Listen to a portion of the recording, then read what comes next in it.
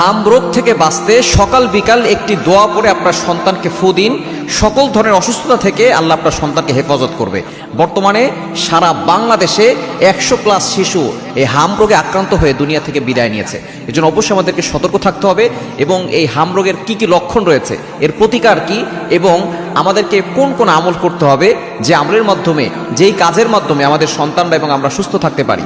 1 নম্বর আমরা জানবো যে হাম রোগের কি কি লক্ষণ রয়েছে। এর 1 নম্বরের লক্ষণ হচ্ছে জ্বর ওঠা এবং সেটা বারবার বেড়ে যাওয়া, 102 থেকে 103, 4, 5 পর্যন্ত চলে যাওয়া, মোটামুটি বেশ কয়েকদিন থাকা এবং ঠান্ডা হওয়া, কাশি হওয়া, চোখ লাল হয়ে যাওয়া। শুধু তাই নয়, লাল লাল যে রেশগুলো আছে সেগুলো শরীরের ভিতরে ওঠা, যে লাল লাল দানাগুলো শরীরে ওঠে, এগুলো যদি ওঠে অবশ্যই সতর্কতা অবলম্বন করতে হবে, দ্রুত চিকিৎসা নেওয়ার ব্যবস্থা করবেন। এবং আপনি অবশ্যই অন্যান্য যেই বাচ্চারা আছে এবং যেখানে জনবহুল লোকজন বেশি থাকে সেখান থেকে আপনার সন্তানকে দূরে সরিয়ে নিয়ে আসবেন। তবে এখান থেকে বাঁচার জন্য আপনি সকাল বিকাল আপনার সন্তানকে একটা দোয়া পড়ে ফু দিলে আল্লাহ তাআলা আপনার সন্তানকে সকল ধরনের অনিষ্ট থেকে হেফাজত করবেন। দোয়াটি হচ্ছে